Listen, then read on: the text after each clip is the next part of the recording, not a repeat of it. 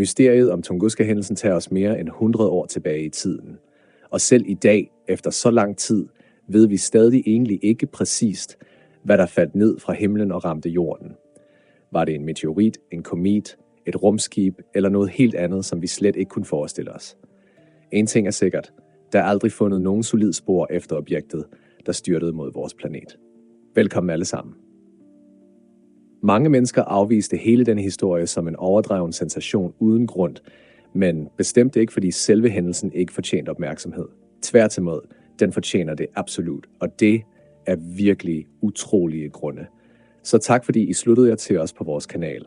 Lad os dykke ned i, hvad der faktisk skete på den mærkelige og uforglemmelige dag.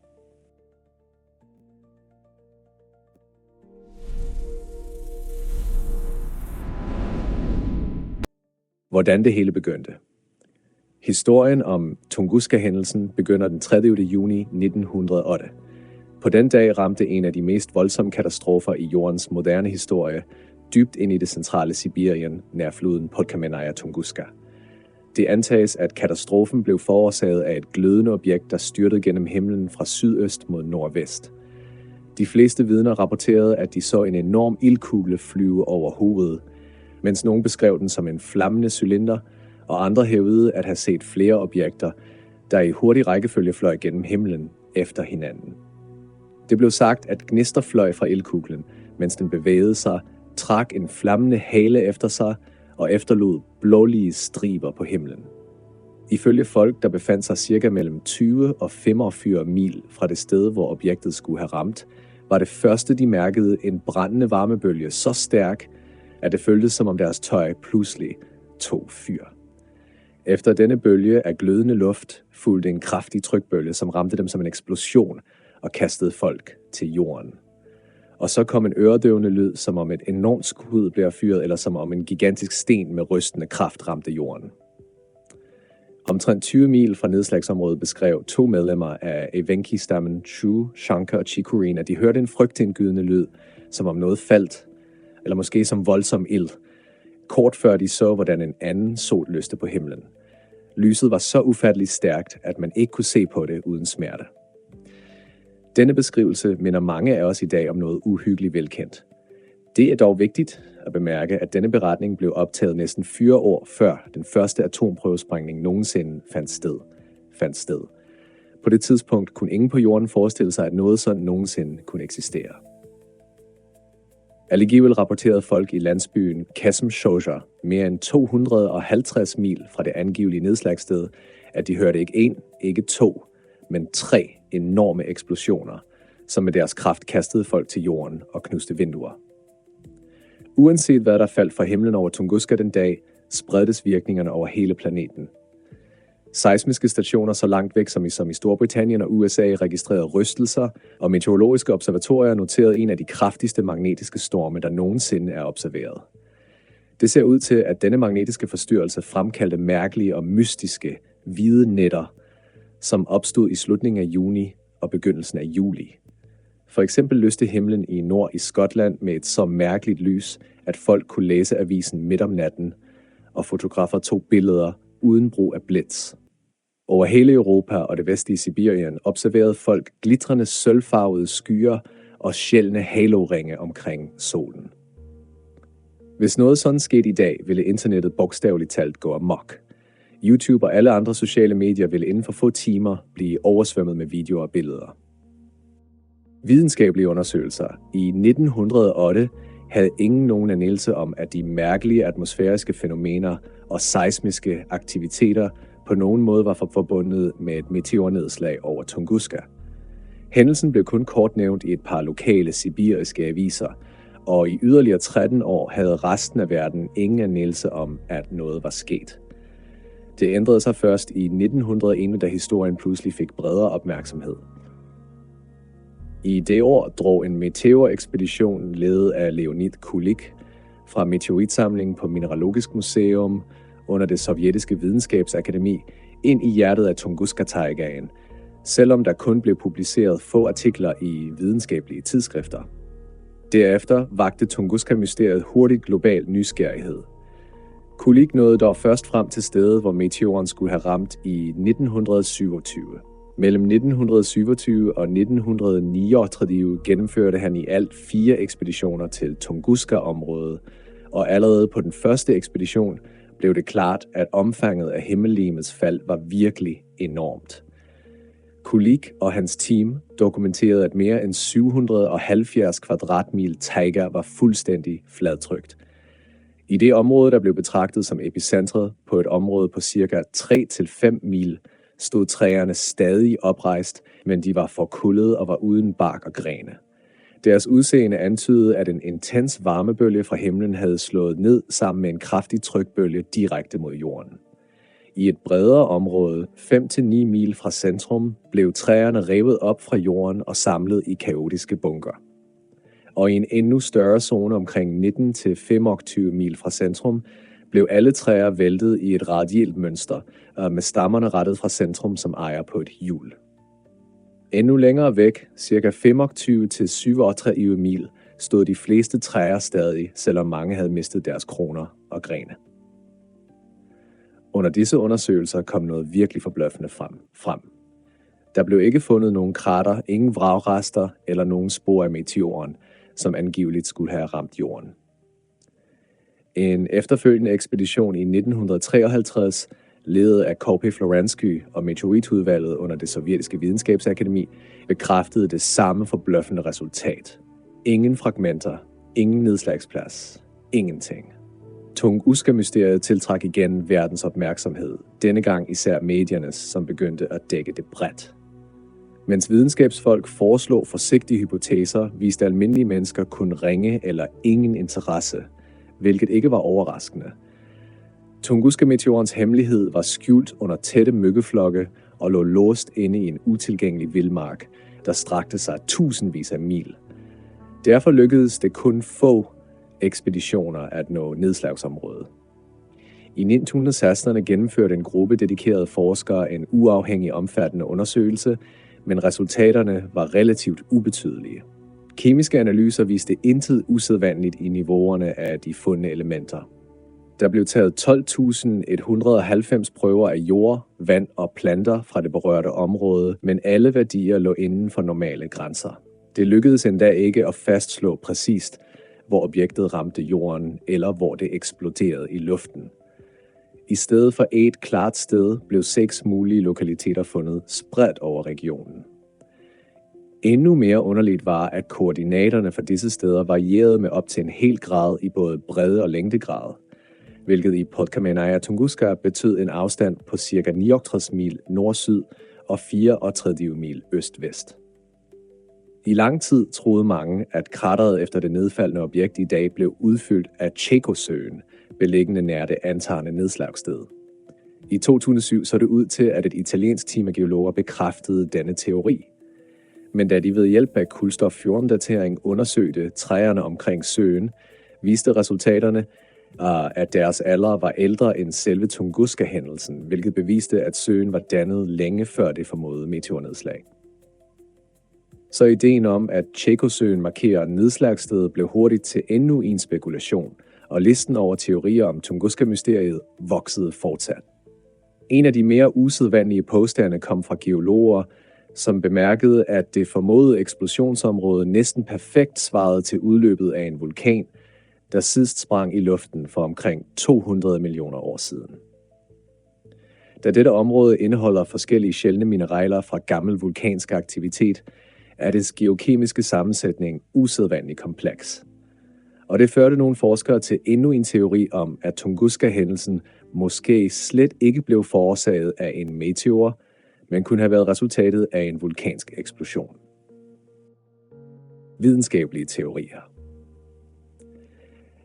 Af alle de videnskabelige teorier, der findes, er 2 blevet undersøgt mest grundigt og i størst detalje: asteroideteorien og kometteorien. Asteroideteorien er klassisk. Faktisk blev den først foreslået allerede i 1908, altså samme år som hændelsen fandt sted. Siden da har moderne forskning og mere præcise beregninger kun uddybet hypotesen og tilføjet nye detaljer. Ifølge denne opfattelse styrtede en asteroide med en diameter på ca. 160 til 303 diafod mod jorden. Mere præcist var det ikke blot et fald, men et voldsomt nedslag i de tætte lag af atmosfæren med en hastighed på over 44.000 mil i timen. Denne rumstigen, eller ifølge nogle versioner et stykke jern-nikkellegering, eksploderede i luften i en højde på ca. 3-6 mil. Eksplosionen udløst af ekstrem friktion og enormt indre tryk, var så ødelæggende, at asteroiden blev splintret i utallige små fragmenter, hvoraf ingen nåede jorden. Det er netop derfor, der ifølge teorien ikke findes noget krater eller nogen fundne meteorfragmenter. Denne teori har dog en åbenlys svaghed. Det er svært at tro, at et så massivt objekt kunne gå i stykker så fuldstændigt, at ikke et eneste synligt fragment blev tilbage. Til sammenligning kan man nævne hændelsen over Tjeljabinsk, hvor et meget mindre objekt eksploderede i atmosfæren, og alligevel efterlod mange fragmenter, som senere blev fundet. Sammenlignet med Tunguska-hændelsen gør den fuldstændig mangel på sporteorien endnu sværere at forklare. Derfor er komethypotesen den næstmest udbredte teori blandt forskere. Som navnet antyder, foreslår denne teori, at objektet fra rummet faktisk var en komet. Kometer består primært af is og kosmisk støv, i bund og grund frosne støvkugler, der bevæger sig gennem rummet. Denne idé vil forklare, hvorfor store mængder is og støv pludselig kom ind i de øvre atmosfæriske lag, hvilket kunne forklare de mærkelige hvide nætter, der fulgte. Det giver også mening, at hvis objektet primært bestod af is, kunne det fuldstændigt fordampe ved indtræden i atmosfæren og efterlade ingen faste spor. Den energi, der blev frigivet ved eksplosionen, anslås til ca. 10-15 megaton TNT, hvilket svarer til den ødelæggende kraft fra et isobjekt på omkring 106-300 fod ødelagt i luften. Derudover støtter mange astronomer stærkt denne kometteori. Moderne studier har nemlig bekræftet, at jorden i 1908 passerede gennem en særlig tæt strøm af små meteoroider fra kometen Encke. Alligevel har kometteorien også sine problemer. For eksempel burde en eksplosion af denne størrelse have frigivet enorme mængder vanddamp, hvilket ville medføre kraftigt øget fugtighed og stærk nedbør. Der findes dog ingen beviser for, at noget sådan skete, og computermodeller antyder, at en iskomet vil gå i stykker i en højde på over 30 mil, hvilket sandsynligvis ikke vil skabe en trykbølge kraftig nok til at ødelægge mere end 770 kvadratmil skov. Konklusionen er derfor, at selvom asteroide- og kometteorierne stadig er de mest troværdige videnskabelige forklaringer på Tunguska-hændelsen, efterlader de stadig mange ubesvarede spørgsmål.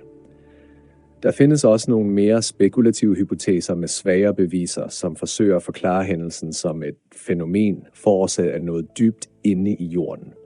For eksempel har nogle forskere foreslået, at et kæmpe reservoir af naturgas under Podkamania Tunguska pludselig eksploderede.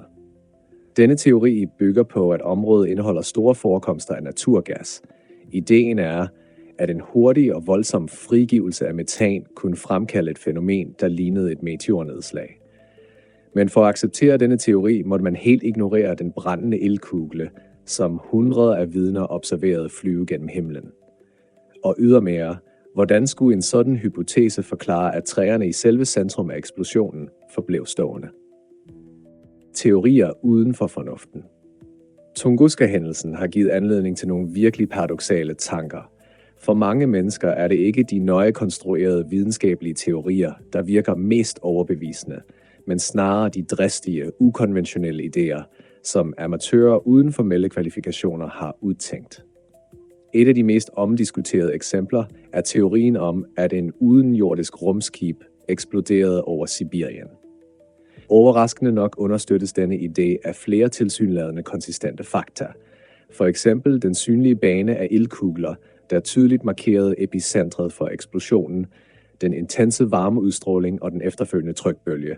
Alt dette passer sammen. Den sovjetiske forfatter Alexander Kazantsov gav denne teori det mest levende udtryk i sin novelle fra 1946 Eksplosion, og senere i romanen Stormens planet. I hans fantasifulde version fløj et udenjordisk skib udstyret med en atommotor over Sibirien i 1908, men der opstod en fejl, og rumskibet eksploderede under indtræden i atmosfæren. Med andre ord, mindede eksplosionen ikke bare om en atomeksplosion. Den var faktisk en atomeksplosion. Set på denne måde passer alle fænomener relateret til hændelsen perfekt sammen. Måde i denne idé, kombineret med overbevisende litterær formidling, fangede fantasien hos både offentligheden og nogle forskere. Den inspirerede endda faktiske undersøgelser i 1950'erne og 1960'erne. Selvfølgelig blev udenjordiske hypotesen mødt med alvorlig kritik. Man kan for eksempel ikke forklare, hvorfor der ikke blev fundet nogen vragdele af skibet, eller hvorfor der ikke opstod tegn på intens radioaktiv forurening, som man ville forvente efter en atomeksplosion.